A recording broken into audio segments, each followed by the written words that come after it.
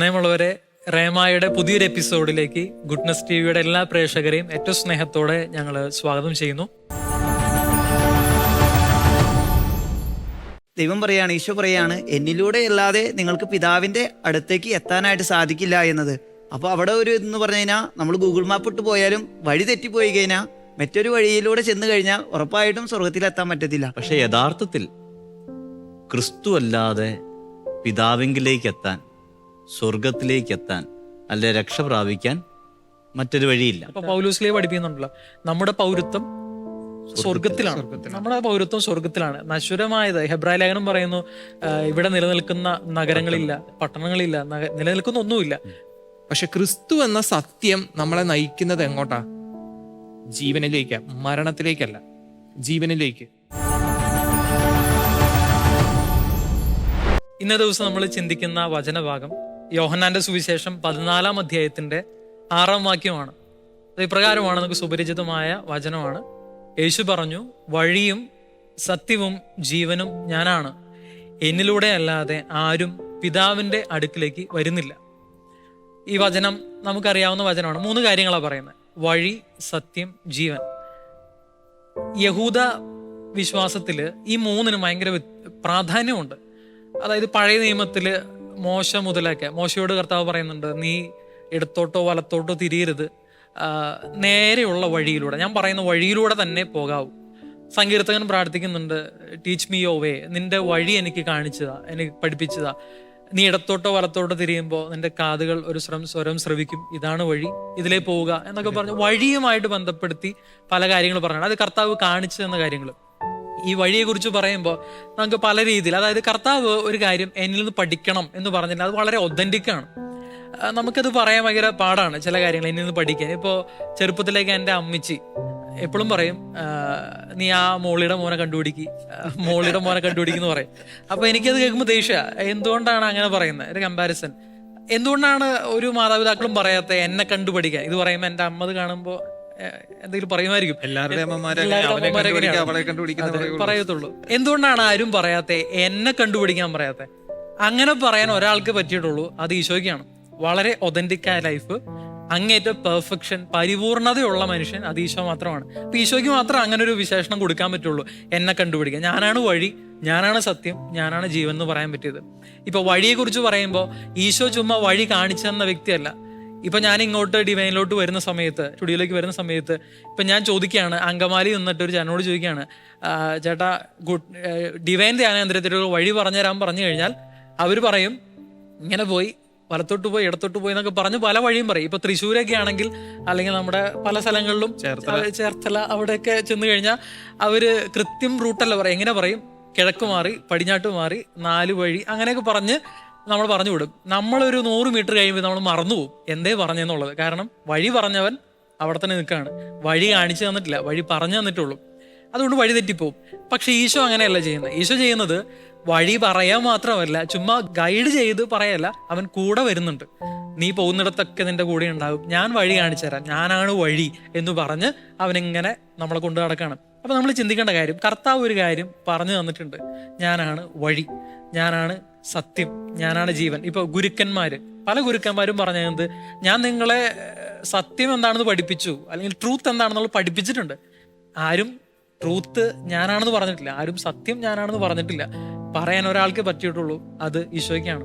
ഈ Robert brownie എന്ന് അങ്ങനെ ഒരു എഴുത്തുകാരനാണ്. അദ്ദേഹത്തിന്റെ ഒരു പുസ്തകത്തിൽ ഒരു വാക്യം ഇങ്ങനെയുണ്ട്, 2 പേര് സ്നേഹത്തിലാവുന്ന ഒരു മനുഷ്യൻ ഇങ്ങനെ പറയും, നിന്റെ കണ്ണുകളിൽ ജീവൻ കാണുന്നത് വരെ ഞാൻ ഇതുവരെ എന്താണ് ജീവനെന്നും എന്താണ് ജീവിതമെന്നും ഞാൻ അനുഭവിച്ചിട്ടില്ല എന്ന് പറയുന്നുണ്ട്. അപ്പൊ ക്രിസ്തുവിനെ കണ്ടുമുട്ടുന്നവനാണ് ആ ജീവൻ എന്താണെന്നും എല്ലാം പിടികിട്ടുന്നത്. നമ്മൾ ഈ ഒരു ചെറിയൊരു ചിന്തകളിലേക്കൊക്കെ വരുമ്പോൾ ഇങ്ങനെ ചിന്തിക്കുക, ഇത് പറഞ്ഞവൻ അത് കാണിച്ചു തന്നിട്ടുണ്ട്, പറഞ്ഞവൻ പറഞ്ഞിട്ടുണ്ട്, എന്നിലൂടെയാണ് പിതാവിലേക്ക് എത്തുന്നത്, ഞാനാണ് വഴി, ഞാൻ പറയുന്ന സത്യം, ഞാനാണ് സത്യം, എന്നിലൂടെ പോകുന്നവൻ പിതാവിലെത്തും. 3-ാമത്തെ കാര്യം, ഞാനാണ് ജീവൻ തരുന്നവൻ. അങ്ങനെ ദൈവത്തെ പറ്റി ചിന്തിക്കാൻ നമുക്ക് പറ്റുമ്പോൾ പറഞ്ഞവൻ ചെയ്ത് കാണിച്ചിട്ടുണ്ട്. ആ ചെയ്ത് കാണിച്ചതിലൂടെ നമ്മൾ കടന്നു പോകുമ്പോൾ പിതാവിലേക്ക് എത്തും. പിതാവിലേക്കുള്ള എളുപ്പമാർഗം ഈശോ ആണെന്ന് പല ആവർത്തി അവനിങ്ങനെ പറഞ്ഞു വെക്കുന്നുണ്ട്. നമുക്കതുമായിട്ട് കൂടെ ചേർത്ത് ചിന്തിക്കാം. ഇങ്ങനെ ഈശോ ആണല്ലോ വഴി, ഈശോ ആണ് സത്യം, ഈശോ ആണ് ജീവൻ എന്നുള്ള കാര്യം. ഈ വഴീനെ പറ്റി പറഞ്ഞപ്പോഴാണ് ഈ ദിവസങ്ങളിലൊക്കെ വെക്കേഷൻ പ്രൊമോഷനൊക്കെ ആയിട്ട് കുറേ യാത്ര ചെയ്യുന്നുണ്ട്. നോർത്തിലൊക്കെ ആയിരുന്നപ്പോഴും നമുക്ക് യാത്ര കുറവാണ്. അതായത് നേരെ ക്ലാസ്സിൽ പോവാ, പിന്നെ ഒരു ബസ് കയറി കഴിഞ്ഞാൽ നമുക്ക് എത്തേണ്ട സ്ഥലത്ത് എത്തി. അപ്പോൾ അത് കുഴപ്പമില്ല. പക്ഷേ നേരെ നാട്ടിലേക്ക് വന്നു കഴിഞ്ഞപ്പോഴത്തേക്കും കുറച്ചും കൂടി വ്യത്യസ്തമായി. സ്കൂളുകളൊക്കെ കയറി ഇറങ്ങണം. അപ്പോൾ നമ്മുടെ ഈസി മാർഗം എന്ന് പറയുന്നത് ഹെഡ് മാസ്റ്ററിനെ വിളിക്കും, വാട്സപ്പിൽ കൂടെ ലൊക്കേഷൻ അയച്ചു തരും. അപ്പോൾ ഈ ലൊക്കേഷൻ അനുസരിച്ച് പോകുമ്പോഴുള്ള പ്രത്യേകത എന്ന് പറയുന്നത് ഗൂഗിൾ മാപ്പിൽ ഇപ്പം ഒരു വഴി തെറ്റിപ്പോയി കഴിഞ്ഞാലും കുഴപ്പമില്ല. കാരണം കുറച്ച് നേരെ ചെന്ന് കഴിയുമ്പോഴത്തേക്കും അടുത്ത ഷോർട്ട് കട്ട് ഉണ്ട്. അവർ തിരിച്ചു വരേണ്ട ഒരു ആവശ്യമില്ല. അപ്പോൾ നമുക്ക് വേറൊരു വഴിയുണ്ട്, ആ സ്ഥലത്ത് എത്തിച്ചേരാൻ ഒരു വഴിയുണ്ട്. പക്ഷേ ഇന്ന് സ്വർഗത്തിലേക്കുള്ള ഒരു വഴിയാണ് ഈ ബൈബിളിലൂടെ നമുക്ക് കാണിച്ചു തരുന്നത്. എന്നിലൂടെ അല്ലാതെ, ദൈവം പറയാണ്, ഈശോ പറയാണ്, എന്നിലൂടെ അല്ലാതെ നിങ്ങൾക്ക് പിതാവിൻ്റെ അടുത്തേക്ക് എത്താനായിട്ട് സാധിക്കില്ല എന്നത്. അപ്പോൾ അവിടെ ഒരു എന്ന് പറഞ്ഞു കഴിഞ്ഞാൽ നമ്മൾ ഗൂഗിൾ മാപ്പ് ഇട്ട് പോയാലും വഴി തെറ്റിപ്പോയി കഴിഞ്ഞാൽ മറ്റൊരു വഴിയിലൂടെ ചെന്ന് കഴിഞ്ഞാൽ ഉറപ്പായിട്ടും സ്വർഗത്തിലെത്താൻ പറ്റത്തില്ല.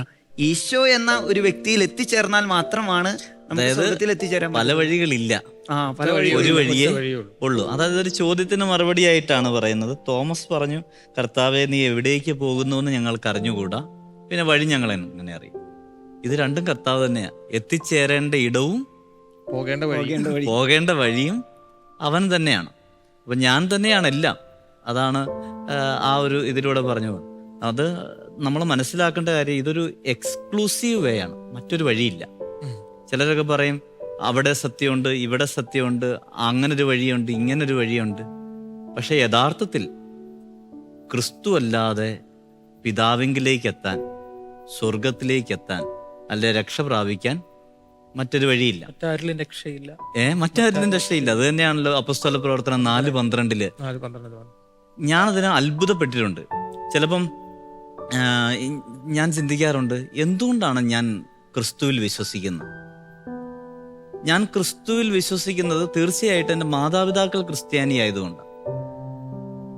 പക്ഷെ പലരും ക്രിസ്ത്യാനിറ്റി ഉപേക്ഷിക്കുന്നതിൻ്റെയും കാര്യം മാതാപിതാക്കൾ ക്രിസ്ത്യാനി ആയതുകൊണ്ട് ക്രിസ്ത്യാനി ആയെന്നുള്ളതിൽ കവിഞ്ഞ് മറ്റൊന്നില്ല. അവർക്ക് ഒരു കൺവിക്ഷൻ വന്നിട്ടില്ല. അതുകൊണ്ട് യഥാർത്ഥത്തിൽ ഒരു കൺവിക്ഷൻ വരണം. എന്തുകൊണ്ടാണ് ക്രിസ്തുവിൽ വിശ്വസിക്കുന്നത്? ചിലർ പറയും ബൈബിളിൽ പറയുന്നുണ്ട്. പക്ഷെ ബൈബിളിൽ പറയുന്നത് മുഴുവൻ വിശ്വസിക്കാൻ ചിലപ്പം എല്ലാവരും തയ്യാറായെന്ന് വരത്തില്ല. ഞാൻ അതിൻ്റെ ഒരു വിശ്വാസ സാക്ഷ്യമായിട്ട് എടുക്കുന്നത് ഈ പത്രോസിൻ്റെയും യോഹന്നാൻ്റെയും ധൈര്യമാണ്, അല്ലെ ആദിമസഭയുടെ ധൈര്യമാണ്. ഞാൻ ക്രിസ്തുവിൽ വിശ്വസിക്കുന്നതിൻ്റെ ഒരു പ്രധാന കാരണം, അതിൻ്റെ ഒരു ബേസിക് പോയിന്റ് എന്ന് പറയുന്നത് ഇവരുടെ ഒരു ധൈര്യമാണ്. അതായത് യേശു ക്രൂശിക്കപ്പെടുമെന്ന് അറിഞ്ഞു കഴിഞ്ഞപ്പോൾ ഒളിച്ചോടിയവരായി ഇവർ, തള്ളിപ്പറഞ്ഞവരാണ്, ഒരുത്തിന് ഒറ്റിക്കൊടുത്തവനുമുണ്ട്, ഇങ്ങനെ എല്ലാം പോയവരുണ്ട്. പക്ഷെ നാളുകൾക്ക് ശേഷം ഇവൻ ഉത്ഥാനം ചെയ്തത് കണ്ണുകൊണ്ട് കണ്ടു കഴിഞ്ഞപ്പം പിന്നെ ഈശോയെ തന്നെ വിധിച്ച സെൻഹദ്രീൻ സംഘത്തിന്റെ മുൻപിൽ നിന്നിട്ട് ഇവർ പറയാണ് മറ്റാരിലും രക്ഷയില്ല. അവർ കണ്ടു, ഇവനാണ് ജീവൻ, മരിച്ചു, എല്ലാം അവസാനിച്ചെന്ന് കരുതി. പക്ഷെ അവൻ തന്നെ ഉയർത്തു. 3-ാം നാൾ, അവൻ പറഞ്ഞതുപോലെ 3-ാം നാൾ ഉയർത്തു. അവനാണ് ജീവൻ. ഈശോ തന്നെ പറഞ്ഞിട്ടുണ്ട്, ഞാനാണ് പിതാവിലേക്കുള്ള വഴി, ഞാൻ നിങ്ങൾക്ക് വേണ്ടി സ്ഥലമൊരുക്കാനാണ് പോകുന്നത്. അപ്പൊ അവനാണ് എത്തിച്ചേരേണ്ട ഇടം, അവൻ തന്നെയാണ് വഴി, അവൻ തന്നെയാണ് സത്യം, മറ്റൊരു സത്യം ഇല്ല. അതുകൊണ്ടാണ് ഇവർക്ക് സധൈര്യം പറയാൻ പറ്റിയത് യേശു അല്ലാതെ മറ്റൊരു രക്ഷയില്ല. അതാണ് ആദിമസഭ എല്ലാം വിശ്വസിച്ചിരുന്നത്. അല്ലെങ്കിൽ ഒന്ന് ആലോചിച്ച് നോക്കിയാൽ 300 വർഷക്കാലത്തോളം ഏകദേശം 10 ചക്രവർത്തിമാര് ക്രിസ്ത്യാനിറ്റിയെ പീഡിപ്പിച്ചു, വളരെയേറെ പീഡിപ്പിച്ചു. അവർ പന്തം പോലെ നിന്ന് കത്തിയിട്ടുണ്ട്, ക്രൂരമൃഗങ്ങളുടെ മുമ്പിലേക്ക് എറിയപ്പെട്ടിട്ടുണ്ട്, തലകീഴായിട്ട് കുരിശിൽ തറയ്ക്കപ്പെട്ടിട്ടുണ്ട്, വിവസ്ത്രരാക്കി നടത്തിയിട്ടുണ്ട്. സ്ത്രീകളെയൊക്കെ ഇതേ രീതിയിൽ അപമാനിച്ചാൽ അവർക്കുണ്ടാകുന്ന വലിയ മാനഹാനി. എന്നാൽ അവർ ക്രിസ്തു എന്നുള്ളൊരു വ്യക്തിയെ പ്രതി, അവൻ നൽകുന്ന രക്ഷയെ പ്രതി ഇതെല്ലാം സഹിച്ചു എന്നുള്ളതാണ്. അതാണ് മറ്റാരിലും രക്ഷയില്ല. നമുക്കറിയാലോ ആ ഒരു ഗാനം തന്നെ 4:12, അപ്പോസ്തല പ്രവർത്തനം 4:12, ആകാശത്തിന് കീഴിൽ വേറൊരു നാമവും ഇല്ല, ഈശോ അല്ലാതെ മറ്റൊരു വഴിയില്ല, മറ്റൊരു നാമവും ഇല്ല, മറ്റൊരു ശക്തിയില്ല, എല്ലാം അവൻ തന്നെ. നമുക്ക് ഒരുമിച്ചൊന്ന് ആ ഒരു ഗാനപാടി. നമ്മുടെയൊക്കെ ധ്യാന കേന്ദ്രത്തിൽ എനിക്ക് തോന്നുന്നു നമ്മുടെ തന്നെ വൈദികർ എഴുതിയ ഒരു ഗാനമാണ്. നമ്മുടെ ഈ ധ്യാന കേന്ദ്രത്തിലെ അത്ഭുതങ്ങളും അടയാളങ്ങൾക്കൊക്കെ കാരണമായി തീർന്നിട്ടുള്ള ഒരു ഗാനമാണ്. ഇപ്പം യേശുവാണ് ഏകരക്ഷകൻ, യേശുവിൻ്റെ നാമമാണ് എല്ലാത്തിനും ഉപരി എന്നൊക്കെ ഏറ്റുപറയുന്ന ഒരു ഗാനമാണ്. നമുക്ക് ഒരുമിച്ച് ഒന്ന് പാടാം.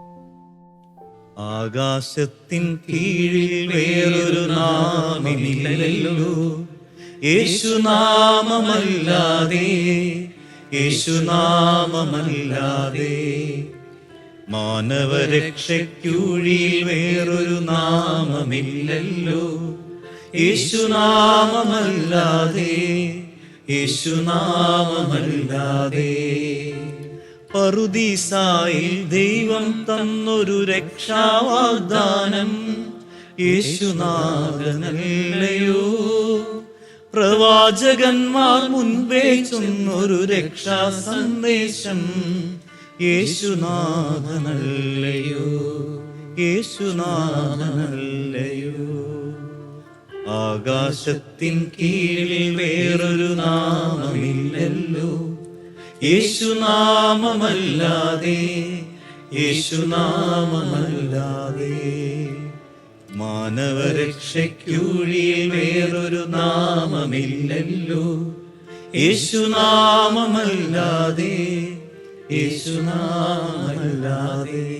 ഈ പാട്ട് കേൾക്കുമ്പം എൻ്റെ മനസ്സിലേക്ക് വരുന്നൊരു കാര്യം എന്താണെന്ന് വെച്ചാൽ, ഇന്ന് നമ്മൾ ചിലപ്പോൾ മടിക്കുന്നു, അല്ലെങ്കിൽ നമ്മൾ സ്ട്രെസ് ചെയ്യാത്തൊരു കാര്യമുണ്ട്. യേശുവാണ് ഏകരക്ഷകൻ. ഓക്കെ, നമ്മൾ നോക്കുമ്പോൾ പല ദൈവങ്ങളും ഉണ്ട്. പക്ഷേ ഒരു ക്രിസ്ത്യാനിക്ക് പറയാൻ പറ്റണം, എൻ്റെ രക്ഷ യേശുവിലാണ്, യേശുവാണ് ഏകരക്ഷകൻ. ഇന്ന് നമുക്ക് ബോധ്യം കിട്ടുന്നില്ല. പല യുവാക്കൾക്കും ഈ ബോധ്യമില്ല, പല കുടുംബക്കാർക്കും ഈ ബോധ്യമില്ല. അതുകൊണ്ട് എന്താണ് സംഭവിക്കുന്നത്? വേണമെങ്കിൽ ഈ വിശ്വാസം ഉപേക്ഷിച്ച് മറ്റൊരു മതത്തിലേക്ക് പോകാൻ ആർക്കും മടിയില്ല. ഏറ്റവും കൂടുതൽ നമ്മളിത് കാണുന്നത് വിവാഹത്തിലാണ്. അതായത് കോളേജിൽ പഠിക്കുമ്പം നമ്മൾ പ്രേമത്തിലാവും, ചിലപ്പോൾ മറ്റു മതത്തിലുള്ള. എന്തിനാ മതം നോക്കുന്നത്? എല്ലാം ഒരേ മതം, ഒരേ ദൈവം, ഒരു ദൈവം, എല്ലാ ദൈവവും സ്നേഹത്തെക്കുറിച്ച് പറയുന്നു. ഒരു ജനറലൈസേഷൻ എല്ലായിടത്തും സംഭവിക്കുന്നുണ്ട്. പക്ഷേ എന്തുകൊണ്ടാണ് ഈ 12ാം ക്ലാസ് വരെ കാറ്റഗിസം പഠിച്ചിട്ടും കോളേജിൽ പോയി മറ്റൊരാളെ കാണുമ്പോൾ ഇഷ്ടപ്പെടുന്നു? ഞാൻ പ്രേമത്തിനെതിരായിട്ടല്ല, പക്ഷെ ഇഷ്ടപ്പെട്ട് അത് മതം ഏതാണെന്ന് നോക്കാതെ, ഓക്കെ എനിക്ക് ആ ആളെ കെട്ടണമെങ്കിൽ ഞാൻ വേണമെങ്കിൽ മതവും മാറാം. അതിന് കാരണം ഇത്രയേ ഉള്ളൂ, യേശുവാണ് ഏകരക്ഷകൻ എന്ന ബോധ്യം എനിക്ക് കിട്ടുന്നില്ല. ചിലപ്പോൾ അവർ പറയുമായിരിക്കും ഒരു ദൈവമുള്ളൂ. പലരും പല കാര്യങ്ങളും പറയും, പല സത്യങ്ങളും. എനിക്ക് ഇത് പറയുമ്പോൾ ഒരു കഥ എനിക്ക് മനസ്സിലേക്ക് വരുന്നത്, ഒരിക്കല് ഒരാൾ ഒരു ചെളിക്കുമ്പിൽ വീണു. ഒരു ചെളിക്കുണ്ടിൽ ഇങ്ങനെ വീണ് കിടക്കുക. അപ്പൊ ഇങ്ങനെ ചുറ്റും ആളുകൾ നിൽക്കുന്നുണ്ട്. ഈ ആളെ എങ്ങനെ രക്ഷിക്കണം? ആള് പതുക്കെ ഇങ്ങനെ താന്നുകൊണ്ടിരിക്കുകയാണ്. നമുക്കറിയാം ചെളിക്കുണ്ടിൽ വീണാൽ പതുക്കെ ഇങ്ങനെ താന്ന് പോകും. അപ്പൊ ഇവരാദ്യം ഒരു വടിയിട്ട് കൊടുക്കുന്നു, ചിലവരൊരു കയറിട്ട് കൊടുക്കുന്നു, ചിലവർ തുണി ഇട്ട് കൊടുക്കുന്നു. പക്ഷെ എന്നിട്ട് അവിടുന്ന് ഇവിടുന്നൊക്കെ ആളുകൾ പറയുന്നത് എന്താ? എടാ നീ അങ്ങനെ ചെയ്, നീ ഇങ്ങനെ ചെയ്, അങ്ങനെ ഇൻസ്ട്രക്ഷൻസ് കൊടുക്കുന്നു. പക്ഷെ കിടക്കുന്നവൻ അറിയാം അവന്റെ കഷ്ടപ്പാട് എന്താണ്. ഈ ഇൻസ്ട്രക്ഷൻസ് ഒന്നും അവന് കേൾക്കാൻ പറ്റുന്നില്ല. അത് കഴിഞ്ഞപ്പോ ദേ ഒരു വെള്ള വസ്ത്രം ഇട്ട് ഒരു മനുഷ്യൻ ഇങ്ങനെ നടന്നു വരിക. നടന്നു വന്ന് അവൻ ഈ ചെളിക്കുണ്ടിലേക്ക് ഇങ്ങനെ പോവുകയാണ്. അവൻ ഈ ചെളിക്കുണ്ടിലേക്ക് പോകുമ്പം ആളുകൾ പറയുന്നുണ്ട്, എടാ നീയും അതിനകത്ത് മുങ്ങിപ്പോവും, നിന്റെ ഗതി അത് തന്നെയാകും. പക്ഷെ അതൊന്നും അവൻ ശ്രദ്ധിക്കുന്നില്ല. അവൻ പോയി ഈ മനുഷ്യനെ പിടിച്ചു പൊക്കി ഇങ്ങ് കൊണ്ടുവരിക. ഈ കഥ ഞാനും കേട്ടിട്ടുണ്ടേ. അതിനകത്ത് അത്ഭുതം എന്ന് പറയുന്ന ഒരു സംഭവം എന്ന് വെച്ച് കഴിഞ്ഞാല്, ഈ ചെളിക്കുണ്ടിൽ ഇത്രയും നേരം മുങ്ങിക്കിടന്നിരുന്ന മനുഷ്യൻ, അതുപോലെ തന്നെ വെള്ളവസ്ത്രം ധരിച്ച ഒരു യുവാവ് കടന്നു ചെല്ലുന്നു, അവൻ ഇതിൽ നിന്ന് പൊക്കിക്കൊണ്ട് വരും. രണ്ടുപേരും കരയ്ക്ക് കയറുമ്പോൾ അവരുടെ വസ്ത്രത്തിൽ തീർച്ചയായിട്ടും ആ ചെളി പുരണ്ടിരിക്കണം. പക്ഷേ അത്ഭുതം എന്ന് പറയുന്നത്, കരയ്ക്ക് കയറിയപ്പോൾ ഇവരിൽ രണ്ടുപേരിലും ചെളിയുടെ ഒരു അംശം പോലും ഇല്ല. അതാണ് ലോകത്തിന്റെ പാപങ്ങൾ നീക്കുന്ന ദൈവത്തിന്റെ കുഞ്ഞാട്. ഈശോയ്ക്ക് മാത്രമേ അത് സാധിക്കത്തുള്ളൂ. നമ്മളെ ഏത് പ്രതിസന്ധികളിൽ നിന്നും, മറ്റു പലർക്കും നമുക്കറിയാം, ഇപ്പം വായുവിൽ നാപ്പിള് വരുത്തുന്നവരുണ്ട്, പൊടി വരുത്തുന്നവരുണ്ട്, പൊടി വിതറുന്നവരുണ്ട്, പിന്നെ വലിയ കൺകെട്ട് വിദ്യകൾ കാണിക്കുന്നവരുണ്ട്, മജീഷ്യന്മാരുണ്ട്. പക്ഷെ ഇവർക്കാർക്കും ഒരു മനുഷ്യനെ പാപത്തിൽ നിന്ന് മോചിപ്പിക്കാൻ, അൾട്ടിമേറ്റ് രക്ഷ എന്ന് പറയുന്ന പാപത്തിൽ നിന്നുള്ള രക്ഷ, മോക്ഷം, മറ്റ് സംസ്കാരത്തിലൊക്കെ മോക്ഷം എന്ന് പറയും. നമുക്കെന്ന് പറഞ്ഞു കഴിഞ്ഞാൽ ശരിയാണ് രക്ഷ, സ്വർഗം. ഇതിനൊക്കെ വേണ്ടത് നമുക്ക് പാപത്തിൽ നിന്നുള്ളൊരു രക്ഷയാണ്.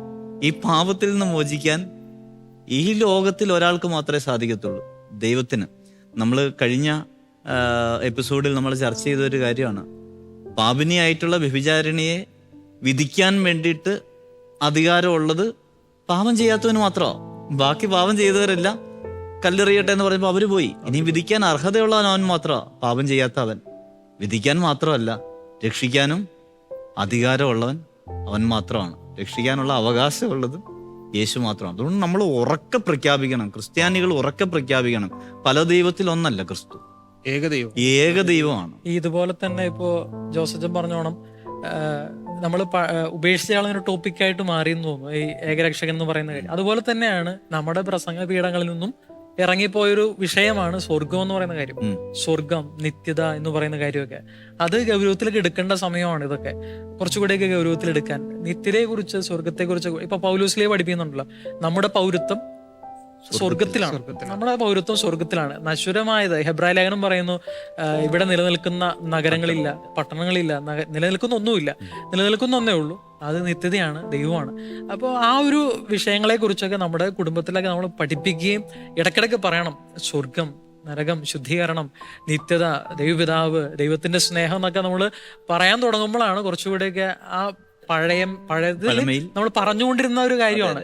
അതാണ് ഞാൻ പറഞ്ഞത്, ട്രഡീഷണൽ ആയിട്ട് നമ്മൾ ഒത്തിരി പറഞ്ഞുകൊണ്ടിരുന്ന കാര്യം വിട്ടുകളഞ്ഞു, മനഃപൂർവ്വം മറന്നു കളഞ്ഞ ടോപ്പിക്കാണ് ഏകരക്ഷകൻ, സ്വർഗം. ആദിമസഭയുടെ വലിയൊരു ബോധ്യമാണത്.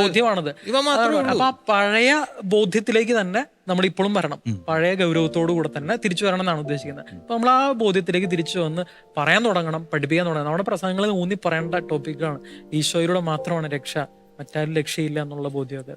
എപ്പിക്യൂറിയൻ തിയറി, അതിനെ കുറിച്ച് ജോസഫിന്, അതായത് തിന്നാ കുടിക്കുക, അങ്ങനെ ചിന്തിക്കുന്ന ഒരു മനുഷ്യർ ഈ ലോകത്ത് ഇത് മാത്രമേ ഉള്ളൂ. ഇന്ന് നിലനിൽക്കുന്ന ഈ കാര്യങ്ങളൊക്കെ മാത്രമേ ഉള്ളൂ. ജീവിതം ആഘോഷിച്ചു പോവുക. അതാണ് ഇന്നത്തെ യുവജനങ്ങളൊക്കെ. ഇന്നത്തെ ആധുനിക ചിന്തകൾ എന്ന് പറയുന്ന സിനിമകളൊക്കെ നോക്കാം, ഇറങ്ങുന്ന സിനിമകളിലൊക്കെ പർദീസ പർദീസ എന്ന് പറയുന്ന പാട്ട് തന്നെ. നമ്മളെവിടെയായിരിക്കുന്നു, അതാണ് നമ്മുടെ സ്വർഗം, അടിച്ചു പൊളിക്കുക, ആഘോഷിക്കുക. ഇത് കഴിഞ്ഞാൽ വേറൊരു ലോകമില്ല എന്നൊരു കാഴ്ചപ്പാടിലേക്ക് ലോകം നീണ്ടുകൊണ്ടിരിക്കുകയാണ്. അപ്പൊ പുതിയ ആധുനിക കാലത്തെ തലമുറകളൊക്കെ മാറിക്കൊണ്ടിരിക്കുന്നത് നമ്മളെവിടെയായിരിക്കുന്നു അത് സ്വർഗം പോലെ കണ്ട് ജീവിച്ച് ഒതുങ്ങിത്തീരാന്നുള്ള ഒരു ടീച്ചിങ്ങിലേക്ക് വരുമ്പോൾ ക്രൈസ്തവരായ നമ്മളൊക്കെ ഒന്നും കൂടി ഒന്ന് ചിന്തിക്കണം. ഈ ഷോയൊക്കെ കാണുമ്പോൾ നമ്മൾ വീട്ടിലൊക്കെ ഒന്ന് ചിന്തിക്കണം, സന്ധ്യാപ്രാർത്ഥനയുണ്ടോ? ഇതൊക്കെ നമ്മുടെ സ്വർഗത്തിനെ അടക്കുകയാണ്. യഥാർത്ഥ സത്യം, യഥാർത്ഥ രക്ഷക നമ്മുടെ വീട്ടിൽ നിന്ന് തുടങ്ങണം. എന്നാലാണ് നമ്മുടെ സമൂഹത്തില്, നമ്മുടെ സഭയിലൊക്കെ ഇങ്ങനെ ഇത് നിന്നു പോകുന്നതിന്റെ കാരണം എന്ന് പറയുന്നത് നമ്മുടെ വീട്ടിൽ നിന്ന് തുടങ്ങുന്നില്ല, മാതാപിതാക്കളിൽ നിന്ന് തുടങ്ങിയാലാണ് മക്കൾക്ക് മനസ്സിലാവുള്ളൂ. മക്കളിൽ നിന്നും മറ്റുള്ളവരിലേക്ക് ഇത് ചെന്നെത്തിയാൽ മാത്രമാണ് ഒരുപക്ഷെ ഏകരക്ഷകൻ ആരാണ് എന്ന് ലോകത്തിന് അറിയാൻ പറ്റത്തുള്ളൂ. അപ്പൊ നമ്മൾ ഈ ഷോയൊക്കെ കാണുമ്പോൾ ഇത് കണ്ടിരിക്കേണ്ട ഒന്നല്ല, മറിച്ച് നമ്മുടെ ജീവിതത്തിൽ, നമ്മുടെ കുടുംബത്തിൽ, നമ്മുടെ മക്കളിൽ നിന്നും നമ്മുടെ മാതാപിതാക്കളിൽ നിന്നും ഒക്കെ തുടങ്ങേണ്ട ഒരു കാര്യമാണ്. അപ്പൊ ഇവിടെ നിന്ന് ഇന്നു മുതൽ ശ്രമിച്ചാൽ മാത്രമാണ് നമ്മുടെ രക്ഷകൻ, യഥാർത്ഥ രക്ഷകൻ, എന്നാലാണ് നമ്മൾ സ്വീകരിച്ച മാമോദീസ, ഓരോ കൂദാശകൾ, കുർബാന, ഇതിനൊക്കെ അർത്ഥമുണ്ടാവണമെങ്കിൽ ഫസ്റ്റ് നമ്മൾ നമ്മുടെ തന്നെ വിശ്വാസത്തെ ഒന്ന് വിലയിരുത്തണം. എന്ന് ഏകരക്ഷകൻ എനിക്ക് ആരാണ് എന്ന് ചിന്തിച്ചു തുടങ്ങേണ്ട സമയമായി. നമ്മുടെ പൂർവികർക്ക് എനിക്ക് തോന്നി ഈ ബോധ്യം ഉണ്ടായിരുന്നു എന്ന് തോന്നുന്നു. ക്രിസ്തു ആണ് ഏകരക്ഷകൻ. അതുകൊണ്ടായിരിക്കാം അവർ കുടുംബ പ്രാർത്ഥനയ്ക്ക് വളരെ ഇമ്പോർട്ടൻസ്, വിശുദ്ധ കുർബാനയ്ക്ക് വളരെ ഇമ്പോർട്ടൻസ് കൊടുക്കുന്നു. ഈ ഏകരക്ഷകൻ എന്നിലേക്ക് നമ്മൾ എത്തുന്നത് എങ്ങനെ തന്നെയാ? ഈ വചനം തന്നെയാ, ഞാനാണ് വഴിയും സത്യവും ജീവനും. ഇത് യോഹന്നാൻ ശ്ലീഹ ഇത് എഴുതുമ്പോൾ നമ്മൾ ഈ മനസ്സിലാക്കണം. യോഹന്നാന്റെ സുവിശേഷം 14 തൊട്ട് 16 വരെ കുറിച്ചൊക്കെ ദൈവശാസ്ത്രജ്ഞന്മാർ പറയുന്നത് അവന്റെ ഫൈനൽ ഡിസ്കോഴ്സ്, അവസാനത്തെ പ്രബോധനങ്ങളാണ്. അതായത് അവൻ മരിക്കാൻ പോവാ, അവന്റെ അവസാനത്തെ പ്രബോധനങ്ങളിൽ അവൻ പറയുന്ന ഈ പ്രത്യേകിച്ച് 14-ാം അധ്യായത്തിൽ ഒരു ക്രിസ്തു ശിഷ്യന് വേണ്ട കാര്യങ്ങളെ കുറിച്ച് അവൻ പറയുന്നത്. അപ്പം ക്രിസ്തു ശിഷ്യൻ ക്രിസ്തുവിൽ ആശ്രയിക്കണം. അപ്പൊ ഈ 14-ാം അധ്യായം 1-ാമത്തെ തിരുവചനം എന്താ പറയുന്നത്? നിങ്ങൾ അസ്വസ്ഥമാകേണ്ട എന്ന് പറഞ്ഞാണ് തുടങ്ങുന്നത്. ദൈവത്തിൽ വിശ്വസിക്കുവിൻ, എന്നിട്ടാണ് പറയുന്നത് ഈ വചനം. അപ്പം ഈ ക്രിസ്തു ശിഷ്യന് വേണ്ട 2 കാര്യങ്ങളെ കുറിച്ചാണ് ഈ 14-ാം അധ്യായം പറയുന്നത്. ആദ്യത്തെ ഒരു 5 വചനം 6 വചനം എടുക്കുകയാണെങ്കിൽ വിശ്വാസമാണ്. എന്താണ് വിശ്വാസം? എന്ത് വിശ്വാസമാണ് എനിക്ക് വേണ്ടത്? ഇവനാണ് വഴി, ഇവനാണ് സത്യം, ഇവനാണ് ജീവൻ. ശരിക്കും നമ്മൾ ഈ വഴി, സത്യം, ജീവൻ ഒരിക്കലും ആരും പറയത്തില്ല ഞാനാണ് വഴി എന്ന്. ആരും പറയത്തില്ലല്ലോ. നമ്മൾ എവിടെയെങ്കിലും കേട്ടിട്ടുണ്ടോ ആരെങ്കിലും ഒരാൾ പറയുന്നത് ഞാനാണ് വഴി? പക്ഷെ ഇവൻ പറയുന്നത് എന്തുകൊണ്ടാണ് ഞാനാണ് വഴി? അച്ഛൻ പറഞ്ഞ കാര്യങ്ങളും ഒക്കെ അതിനോട് ചേർന്ന് ഈ വഴി എന്താണ്? ഇവനിലൂടെയാണ് പോകുന്നത്. അപ്പൊ ഈ വഴി എന്ന കാര്യം പൂർണ്ണമാകണമെങ്കിൽ അടുത്ത 2 കാര്യങ്ങളും കൂടെ ചിന്തിക്കണം. എന്ത്? ഇവനാണ് സത്യം, ഇവനാണ് ജീവൻ, ഇവനിലെ ജീവനുള്ളൂ. അപ്പൊ ഇവൻ സത്യമായതുകൊണ്ടും ജീവനായതുകൊണ്ടുമാണ് ഇവൻ വഴിയാകുന്നത്. അങ്ങനെയാണ്, ഇവൻ സത്യമായതുകൊണ്ടും ഇവൻ ജീവനായതുകൊണ്ടുമാണ് ഇവൻ വഴിയാകുന്നത്. അപ്പൊ ഈ വഴി എന്ത് വഴിയാ? എങ്ങോട്ടെത്താനുള്ള വഴിയാ? പിതാവിലേക്ക്. അതാണ് നമ്മുടെ വിയാനി ആദ്യമായിട്ട് ആർസി പോയപ്പം ബാലനോട് പറയുന്ന കാര്യം എന്താ? നീ എന്നെ ആർസിലേക്കുള്ള വഴി കാണിക്കുക, ഞാൻ നിന്നെ സ്വർഗത്തിലേക്കുള്ള വഴി കാണിക്കാം. ആ സ്വർഗത്തിലേക്ക് എത്തിച്ചേരേണ്ട ഏതാ വഴി? ക്രിസ്തു തന്നെയാണ് ഏകരക്ഷകൻ, അവൻ തന്നെയാണ്. അവനിലൂടെ അല്ലാതെ നമുക്ക് അവിടെ എത്താൻ പറ്റില്ല. അതായത് ഒരു സിനിമാ പാട്ടുണ്ട്, ഇമ്മാനുവൽ എന്ന് പറഞ്ഞ അതിനകത്താണ്, നീ തന്നെ വാനിൽ മഴക്കാറ് തീർക്കുന്നു, നീ തന്നെ അല്ലയോ പെയ്യുന്നു. അപ്പം ഇതെല്ലാം ആ കർത്താവ് തന്നെയാണ്. ഇപ്പോൾ വഴിയാണെങ്കിലും സത്യമാണെങ്കിലും ജീവനാണെങ്കിലും ഒരു ദൈവമേ ഉള്ളൂ. നമ്മൾ ഉറച്ചു വിശ്വസിക്കണം. ഒരു രക്ഷകനേ ഉള്ളൂ, അത് യേശു ക്രിസ്തു മാത്രമാണെന്ന് നമ്മൾ ഉറച്ച് പ്രഖ്യാപിക്കണം. ഞാൻ പത്തനംതിട്ടയിലായി ഇപ്പം. അവിടെ ഞാൻ കാണുന്ന കാര്യമാണ്, ശരിയാണ്, പെന്തക്കോസ്ത് വിശ്വാസികൾ ഒരു എല്ലാവിധ ഡിനോമിനേഷൻസും അതിനൊരു ചുറ്റുമുണ്ട്. അച്ഛൻ തിരുവല്ലയിൽ തന്നെയാണല്ലോ, തിരുവല്ലയിലായിരുന്നു അച്ഛൻ MBBS പൂർത്തിയാക്കിയത്. അച്ഛനും അറിയാം ആ കാര്യം. അവിടെ ഇങ്ങനെ കവലകളിൽ നിന്ന് ഒരു ബ്ലാക്ക് പാൻറ്റും വെള്ള ഷർട്ടും കയ്യിലൊരു മൈക്കും പിടിച്ചിട്ട് ഒരു ചേട്ടൻ ഇങ്ങനെ വിളിച്ചു പറയാ, യേശുവാണ് ഏകരക്ഷകൻ, യേശുവാണ് ഏകരക്ഷകൻ. ഇവർ പാവപ്പെട്ടവരായിരിക്കും, അല്ലെങ്കിൽ നിരക്ഷരരായിരിക്കും, ഇവർക്ക് ഇതേ പറയാൻ അറിയത്തുള്ളൂ. പക്ഷെ ഇത് തന്നെ രക്ഷയായിട്ട് മാറുക, അതാണ് വലിയ സാക്ഷ്യം എന്ന് പറയുന്നത്. നമ്മൾ വൈദികരൊക്കെ ആയിട്ട് പോലും നമ്മൾക്ക് അല്പം എന്തോ ഒക്കെ തടസ്സങ്ങൾ വരുന്ന ഒരു കാര്യമാണ് ഈ ഒരു പ്രഖ്യാപനം.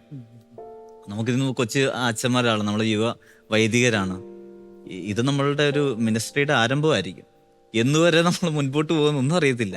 പക്ഷെ അവസാന ശ്വാസം വരെ യേശുവാണ് ഏക രക്ഷകനെന്ന് ഉറച്ച് വിശ്വസിച്ച് നമ്മൾ പ്രഖ്യാപിച്ചാൽ ഇതിൽ കവിഞ്ഞ നമുക്ക് വൈദിക ജീവിതത്തിൽ എന്ത് അനുഗ്രഹമാണ് ലഭിക്കാനുള്ളത്.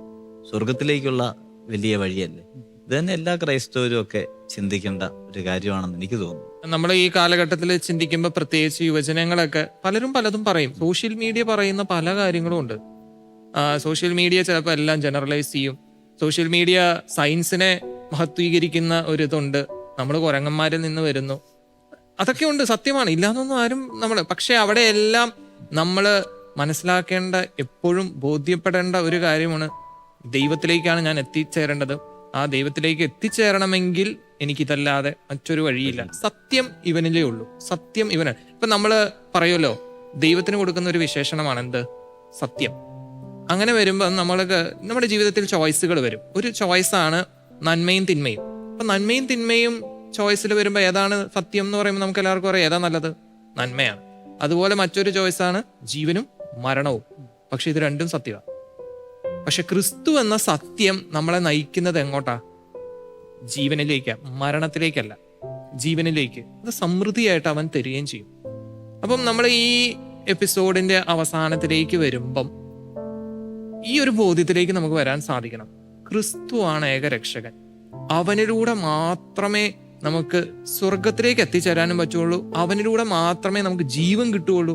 അവൻ മാത്രമാണ് ഏക സത്യവും, ഇവൻ മാത്രമാണ് ഏക വഴി. ഈ വഴി നമുക്കൊന്ന് സ്വീകരിക്കണം. ക്രിസ്തുവാണ് ഏക രക്ഷകൻ എന്ന ഒരു ബോധ്യത്തിലേക്ക് നമ്മൾ കടന്നു വരണം. ഈ ഒരാഴ്ചക്കാലം നമ്മൾ ചെയ്യേണ്ട ചെറിയൊരു കാര്യം, ആരോടെങ്കിലും ഒരാളോടെങ്കിലും ഒന്ന് പറയാൻ സാധിക്കണം, ഞാൻ ക്രിസ്തുവിൽ വിശ്വസിക്കുന്നു, കാരണം അവനാണ് ഏക രക്ഷകൻ, മറ്റൊരു രക്ഷകൻ ഇല്ല, എൻ്റെ ക്രിസ്തുവാണ് ഏക രക്ഷകൻ എന്ന് ഒരാളോടെങ്കിലും നമുക്ക് പറയാൻ സാധിച്ചാൽ അത് വലിയൊരു പുണ്യമാണ്. ഒരുപാട് അനുഗ്രഹങ്ങൾ നമ്മുടെ ജീവിതത്തിൽ കടന്നു വരും. ക്രിസ്തു എന്ന് ആഗ്രഹിക്കുന്നതും നമ്മുടെ നാവിൽ നിന്ന് അത് കേൾക്കാനാണ്. ഈ ക്രിസ്തുവിനെ ഏക രക്ഷകനായി പ്രഖ്യാപിക്കാൻ ഉള്ള കൃപ തരണമേ എന്ന് നമുക്ക് പ്രാർത്ഥിക്കാം. അതോടൊപ്പം ആരോടെങ്കിലും ഒരാളോടെങ്കിലും എൻ്റെ ക്രിസ്തുവാണ് ഏക രക്ഷകൻ എന്ന് പറയാൻ നമുക്ക് ശ്രമിക്കാം. ഏവർക്കും നല്ലൊരാഴ്ച കൂടി ഞാൻ ആശംസിക്കുകയാണ്. ദൈവം എല്ലാവരെയും അനുഗ്രഹിക്കട്ടെ. God bless you.